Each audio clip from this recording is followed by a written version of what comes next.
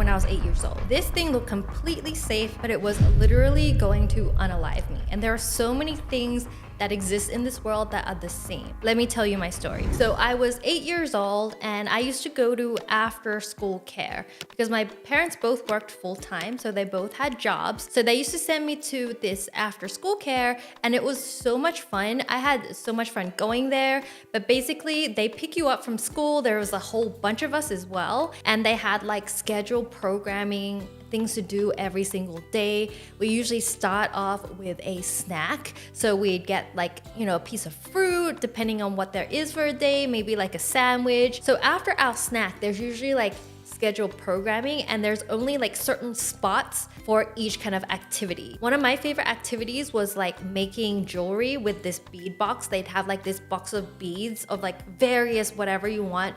You get a piece of string and then you get to make your own like bracelet or necklace to take home for the day. On a sunny and good day, we'd have access to like an outdoor activity, like a sport. And one of my favorite ones to do was always basketball. And guys, this thing was the thing that could have unalived me when I was 8 years old. And it looked so innocent, it looked so harmless. But guys, this is what happened. So I'd played with this hoop and ring so many times during after school care.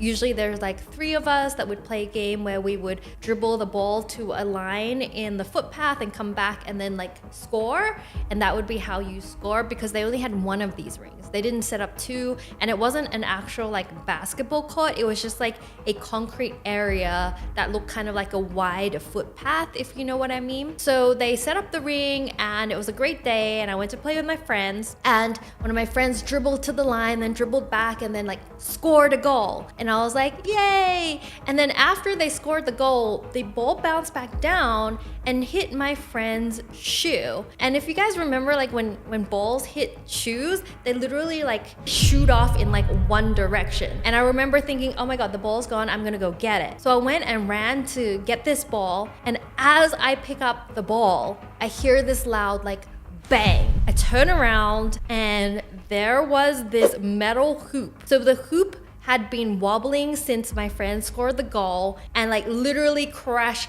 right down just behind me. If I had not taken one extra step, that thing would have fallen straight onto my head. When I was young, it didn't really occur to me how big a deal this was. I remember being kind of like shocked, looking back and being like, oh, okay, that just happened. But like not really thinking much about it. And then as I grew older, I thought back to that incident. I was like, oh my gosh, could have been unalive that day if I had not taken that extra step. And it just goes to show how like one little thing can literally change the course of your life. But from that day, I was kind of really scared of those basketball hoops. I actually don't think I played basketball after that incident because like that just really shocked me. It was so loud. That was crazy. There's this like whole thread that I found online of people like telling you what are things that look safe but can be fatal if used incorrectly. So let's go through some of them. Your bathroom. Many people get hurt badly in a slip in the bathroom. Oddly enough, we tend to use materials that are rather slick when wet when building them too. Actually, I never thought about that. We use the most slipperiest materials to build the floors of our bathrooms where we're gonna be wet and then like slip. And honestly, I never thought about how fatal your bathroom like floor could be until I was in a friend's bathroom and their floor was so slippery. I thought I saw my life flash before my eyes. Like as soon as you get out and there's like no mat and you have like your wet foot, I kind of half slipped a couple times. So be careful. But this person makes a good point. The reason why we use materials that are slick when wet is because those materials are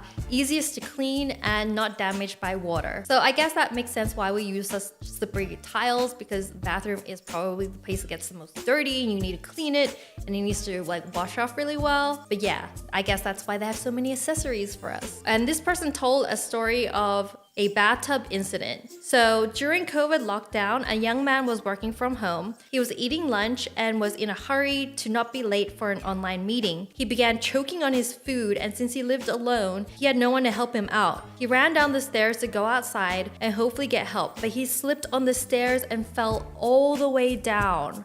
The fall dislodged what he was choking on and probably saved his life, Okay, this is a twist. I was expecting something really bad to happen, but broke his collarbone in the process. The guy was interviewed at our local news channel. Oh my gosh, what a roller coaster ride of emotions that story just took me on. This guy was about to choke to death, but he fell down the stairs, which is usually what is the fatal thing. But then the fall down the stairs dislodged his food and saved his life, and he ended up with a broken collarbone. This is another interesting comment. So an ER doctor of a couple of decades was interviewed, and he listed his top 5 things he would never do. One of them was eat steak at home alone. I guess that's the choking hazard, I guess. And number 1 was ride a motorcycle, which I agree. I thought motorcycles were so cool when I was a kid, but then as I got older, I realized they're one of the most dangerous things ever. And I actually had a friend that almost unalived himself with his motorcycle. He almost went off a cliff, and he told me about it. I was like, oh my gosh, I can't believe you ride motorcycles. That's so scary. And then one person kind of clarified whether it's beef that's the problem, why steak over chicken or pork. And someone commented that apparently it's more about the cut than the type of meat itself, because steaks are usually in bigger chunks. They are more of a hazard than something like minced beef or minced pork or anything like that. So it's not about the beef. Okay, this is a weird one that I don't know what to make of it, but apparently garage doors, you mess with the springs and it will really, really make things difficult for you.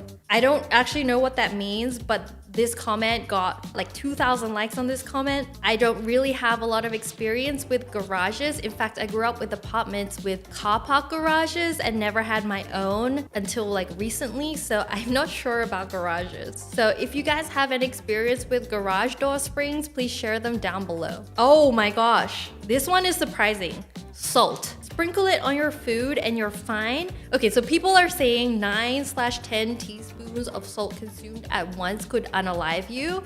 Is that true? Oh my gosh, that's kind of scary. I never think I would eat that much, but then I do eat some really salty foods, so maybe I should be really careful. Apparently, there's a news story around this that will explain this. So a student ended up in intensive care after drinking a bottle of soy sauce as part of an initiation ceremony to join a fraternity house at the University of Virginia. The dare went wrong when 19-year-old John Paul Baldrick began foaming at the mouth and went into a seizure a few hours later, police say. So he was in a coma for days from the salt, and they were shocked that he didn't suffer from brain damage. So someone actually was unalived from consuming too much salt, and that includes soy sauce apparently, because there's a lot of salt in soy sauce. Someone else came in and told the story of her husband, who has sodium issues because of an immune disorder, and he was once in the ICU for 10 days so they could correct his sodium levels. Very serious stuff. The first time he saw his endocrinologist in the ICU, she was surprised he was conscious and said, "Oh, I thought you'd be in a coma." Her husband consumed a lot of sodium, and the doctor was surprised that he was not in a coma. Who thought something as simple as salt would be so dangerous? But I guess I've also heard stories that if you drink too much water at once, it could dilute your blood so much that that could harm you as well. Aha! And of course, someone confirmed water. Obviously, we need it to survive, but it will kill us if we drink too much, drink the wrong kind, or fall into a bunch of it. I guess that's true. People also drown from falling into bodies of water, so water's deadly, guys. Whew. Okay, guys, that was a lot.